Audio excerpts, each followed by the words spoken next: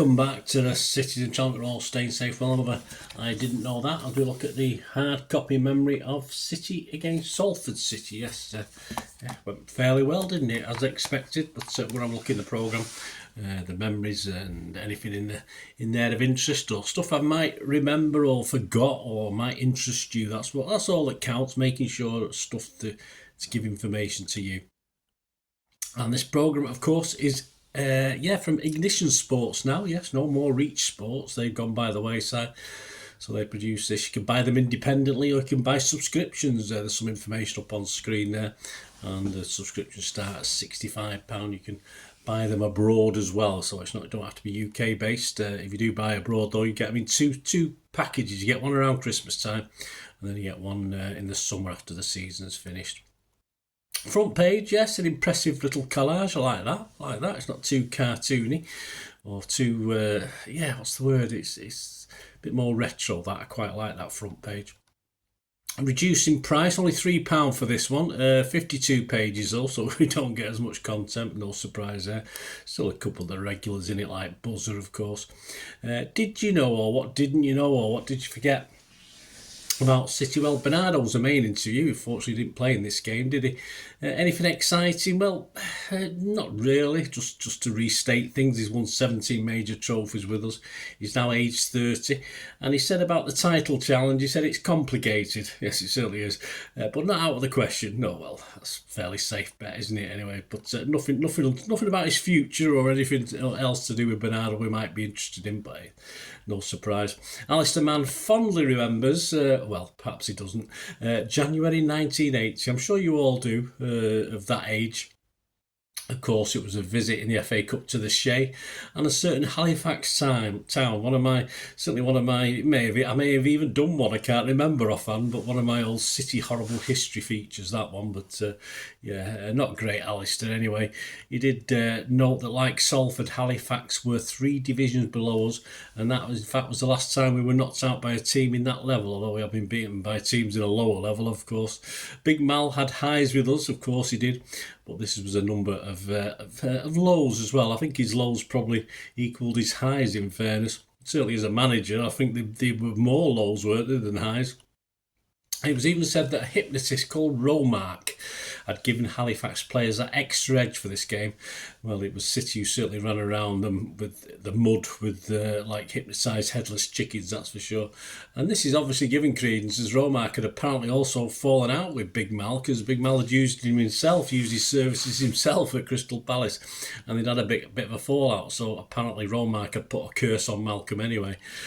What with that and the flipping Gypsy's curse at Main Road, it's surprised we even survived as a football team, isn't it? And the name, of course, in that game that we remember really well, scored the only goal and winner for Halifax, a certain Paul Henry, no relation to Colin, I don't think. Gary James looks at our current Salford connection, because he can't really talk about old games, can he? And the story behind an image, of course, it shows James McAtee when he came on against Leicester City. Some other well-known Salford-born City players: Ken Brannigan between 1948 and 60, Mike Brennan 68 to 72, Barney Daniels, I remember Barney Daniels 73 to 70, I don't remember most of these, 73 to 75, Harry Dowd 58 to 69, Steve Fleet 53 to 63, George Hicks 23 to 28, that's 1923 of course, Gary Jackson 81 to 85, Terry Phelan, got that Terry Phelan 92 to 95, George Smith 1938 to 51. And of course, very briefly, Tony Whelan, 1973-74. Developing Champions is a nice little piece. What we'll do, it takes a look at the impacts of the coaches and staff at EDS and under 18 level. I'll have a bit more on that in a moment. We'll have a little read of that. And of course, sticking with an under 18 theme, we had a little special on Seth Chinguaro, who is playing for the under-18s for his first season this year as a midfielder. He joined City at under-12 level. He wanted to be a striker when he was a kid. He still is a kid, isn't he? Well, City have found him a home in midfield up until this under-18s experience, where he's now been switched to defence in his first season. Of course, it's hoped that the experience gained defensively will help with a switch back to midfield in the future for him. He lives at home at the moment. His dad goes to all the games. and he's studying for a BTech sport and also an A-level business studies. Oh, I got A-level business. I got that. I got ONC business studies, which is the equivalent. But yeah, clever lad like me. Yeah, after a dodgy start, of course, the under-18s themselves sit top of the Premier League table, a point clear of United, who do have 2 games in hand. Anything we didn't know about Salford, or we cared about? Well, a couple of things of interest. Founded as Salford Central in 1940. Today, of course, against City in this game was their first ever appearance in the 3rd round of the FA Cup, and this follows on from the 2015-16 season, where they made the first ever appearance in the 1st round of the FA Cup, when they actually beat Notts County in front of the BBC cameras, so they did okay. And of course, manager Carl Robinson, I had forgotten this, masterminded the 4-0 win in round 2 of the EFL Cup over United back in 2014, of course. A 4-0 win, if you remember. Yeah, that was their most notable victory in their history up to now, MK Dons. So well done to him. Right, City and Salford, anything else? Well, Luke Bolton, remember him? You might not. 2018, he was 19, he was in the Champions League squad for City, one of the young lads who did that. He actually spent 3 seasons at Salford from season 21-22, so there's a direct player link for us as well. Right, back to this developing champions article. City Academy Director Thomas Cruiken has hailed the impact of the EDS head coach Ben Wilkinson and under-18 counterpart Oliver Reese across a hugely promising first half of the 24-25 campaign. Both Wilkinson and Reese were appointed to their respective roles last summer, Wilkinson stepping up from under-18 lead coach and Reese joining from Hertha Berlin as Wilkinson's replacement. The pair and their staff and players have gone on to make a real fist of things so far this season. Our under-21s ended 2024 sitting top of the Premier League 2 table after putting together a run of 8 successive victories. Wilkinson also steered City's under-19s through to the knockout stages of the UEFA Youth League, with City facing the last 32 trip to tackle FG Midtjylland of Denmark next month. I love that name. Not that I pronounce it right. It's been an equally impressive start to the City tenure for Rice. City under-18s ended the first half of the campaign sitting in 2nd place in the under-18 Premier League North table, lying just 2 points off leaders Manchester United. I think we're ahead of them now, aren't we? I think we're ahead. I'm not too sure. The Young Blues are also through to the 4th round of the FA Youth Cup, in which we will entertain Millwall later this month. For his part, reflecting back to 2024, Academy Director Cruiken was quick to highlight the fine work done by Wilkinson, Reese and their respective staff and players. Ben did a fantastic job over the last 7 years in different roles, and he deserved the internal progression after Barry Murphy left us in the summer, said Cruiken.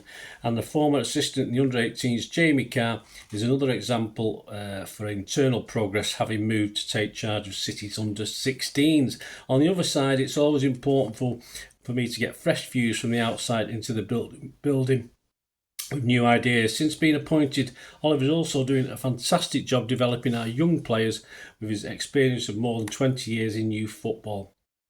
With both Ben and Oliver, we are fully pleased about their work, and one indicator is we are at the top of both leagues at the moment, and we are coming back for the second half of the season with the EDS on top of the Premier League 2. We had a couple of great games in the Youth League, and we're still in the FA Youth Cup, and our ambitions is to win this title again. Like Ben, Oliver is doing a similarly impressive role and has settled in, and we are both very happy. We're happy with both. And I'd like to mention both assistant coaches, Craig Mudd and Colo Torre, who also had a big impact on the success and the great development of our players. And it's about the whole MDT, the multidisciplinary team, how we work together and collaboratively every day based alongside each other. And think in the PDP, Player Development Programme, and in the wider foundation phase, we are in a very, very good place. Sorry about the reading. It's black on blue, and I can't see great with these glasses, so my apologies if I stumbled a bit with the reading. I'm usually a little bit better.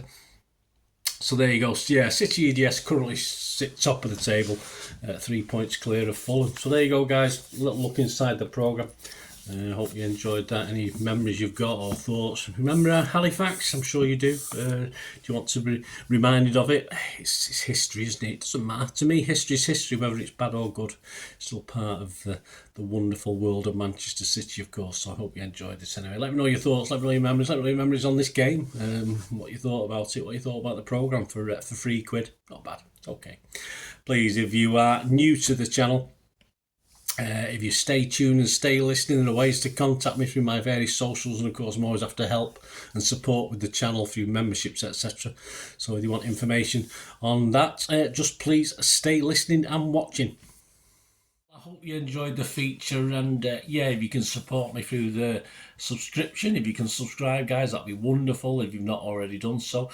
We do actually have memberships at the moment, just 99p a month, so you get access to all my City stuff, including all the history vlogs, dozens and dozens not been published yet that you get immediate access to, and every time I do a edit and do a vlog, you get immediate access to it as well. So you can have a copy of scripts as well if you want any hard copy of the sort of things I do on matches and teams and managers and players, etc, etc. So if you can join the membership, that'd be wonderful. We do have sponsors at the moment. Piat6505 are our current sponsor. They have a little eBay shop, so if you check in the comments section, there's a link there to the shop. They sell movie posters from the 90s and 2000s. They sell DVDs, some classic Hollywood movies, some classic foreign language ones.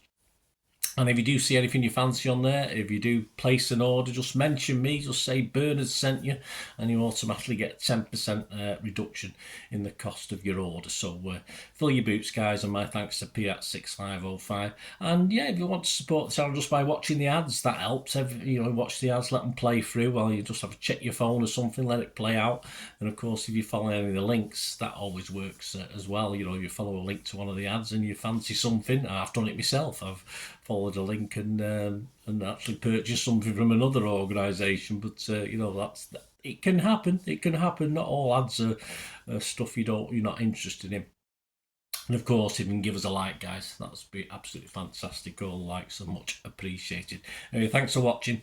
Until the next time, of course, I only ever ask one thing, don't I? Please, I ask you all to stay safe, especially you Blues.